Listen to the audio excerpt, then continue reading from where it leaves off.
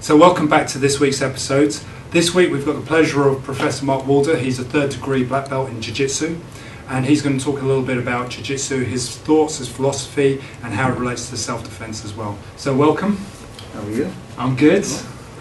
So can you tell us, or give us a little bit of an idea of how Jiu Jitsu, especially the Brazilian form of Jiu Jitsu, relates to self-defense and how these guys out here should be paying attention to it? Well, I believe first and foremost, Mark, the most important thing is there's a lot of argument for and against the self-defense aspect of the style of jiu-jitsu that we do, and also the competition aspect. And for me, I was always taught that first and foremost there should be a nice healthy balance struck between the two concepts.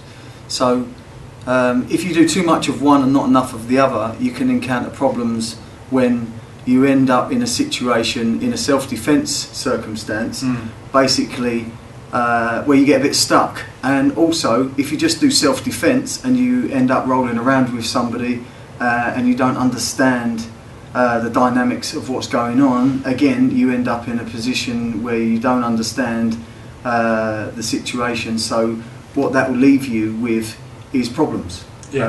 So for me, it's about striking a healthy balance between training enough self-defense and being practical in that aspect, but also that information should be transferable into a competition setting or an MMA setting. So it's just minor adjustments in your training that will allow each technique not to necessarily be left over there and not be able to be used anywhere else. And I think that's the problem for me in some people's trainings. They train too much guard and not enough mount attacks, or they train too much half guard and not enough on their sweeps. So again, a good coach for me will always ensure that every student has exactly what they need, and sometimes we always and I find myself doing it sometimes. We go to the stuff when we train that we like to do. And it's not necessarily the stuff that's good for us. Exactly. It's the stuff that we like to do. So sometimes it's good to actually take yourself out of your comfort zone on a regular basis and try some different techniques that you might not necessarily practice. And you'll find that in your training, that's where you'll eliminate a lot of your weaknesses, and then you'll highlight those because they'll become very apparent. I mean, one of the things I like about Jiu-Jitsu is the psychological side of it. And one of the things that most of our viewers know is that we spend a lot of time talking about psychology, and from experience, there's nothing like being mounted or being put under that pressure. I mean, how would you say Jiu-Jitsu differs in terms of the psychology of fighting or the psychology of training, and how does it relate, do you think, generally, how is it going to help people? Well, I think first and foremost, prevention is always better than the cure, and that is the first line of self-defense. Don't put yourself in bad spots. Don't deliberately kind of do things that might be detrimental to your own preservation. So and then secondary, if you are put in those spots, it's important to understand what you should be doing technically, and that will only come in your training when you're actually practicing that regularly. And sometimes what we tend to do is we tend to practice techniques one or two times and then think, right, okay, we've mastered that, and then move on to the next technique. And it's important just to refresh your understanding every once in a while, and go back and revisit techniques that you might not have done for a while, especially the ones that would be considered fundamental, in the sense that if you were in a street fight and you did get into a headlock situation, or you were mounted, or somebody was on the cross side, understanding how to escape, not just when you want to, but when it's appropriate to escape, and defending yourself in those positions, and understanding distance and timing and leverage, and patience as well is a very key aspect of the training that we do in a psychological element. And sometimes you won't be able to get out when you want to, so sometimes it's about doing what you can when you can, not what you want when you want. and it will come down to what the other person knows and the dynamics of the environment and the stresses and the strains of have you been in that situation before and how you cope with that, how you deal with that, and that's going to come from good training partners, a good understanding of every aspect of the fight, wherever you might be, whether it might be on your back, it might be, you know, in someone's guard or somebody in your guard. And like I said, I like to teach techniques that are transferable. So what I mean by that is, if you're doing sport jiu-jitsu, the sportive aspect, which is a part of what we do, and you want to transfer that to MMA, most of the techniques, if not all of them, should be able to be transferred over just by a few minor adjustments, and then obviously again into the self-defense.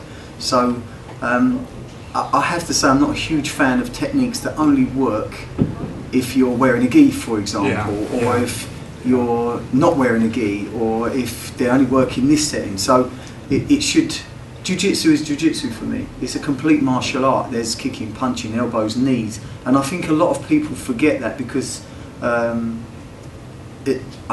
maybe it's an aspect of their training, because we get caught up in the grappling aspect, but we should practice how to defend against punches, but we should also practice our own striking skills as well as... Because fights start standing up and they end up on the ground, and that's the thing, isn't it? They start standing.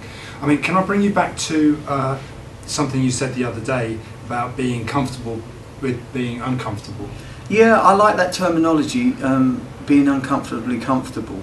So, that goes to taking yourself away from the situations in your training that you might like to do all of the time, because they bring you a lot of enjoyment, or you feel very safe there, or there's aspects of that particular training that just particularly work well for you, and taking yourself away from that, because you find that your strengths will always be there. It's your weaknesses that we should be trying to build on, which will then make you well-rounded and balanced as a martial artist, because that's what we're talking about here. We're talking about being a better martial artist, and there is a sportive aspect of what we do, competition side of things, and I think it's very healthy. I would say that probably the majority of people that actually come to learn jiu-jitsu, especially Brazilian Jiu Jitsu now, because of the exposure that it has, probably come to learn it for self-defense. And then what we find is, as we're practicing, we like the sportive aspect, and then we go out and try a few competitions, and we've got to remember, when we go and do those competitions, it's actually jiu-jitsu against jiu-jitsu, and there's a big difference between jiu-jitsu against jiu-jitsu and jiu-jitsu against a random street fighter. So there's different dynamics, it's a different pace, it's a different feel, and there's a different reaction from your opponent, because a jiu-jitsu person against a jiu-jitsu person will react completely differently to somebody who doesn't know any grappling or any martial arts at all. And it's important to understand what might go wrong in a fight, what might happen, what the movement of the other person, and the randomness of the attack and the way it might come. So I think it's important that we remember that jiu-jitsu is a complete martial art, and it's important to practice a little bit of gi, a little bit of no gi, and it's important to practice the self-defense. And I think sometimes there's aspects that, you know, get bypassed. Some people like no gi, or they like gi, or they just like the self-defense. And again, it goes back to being well-rounded and balanced.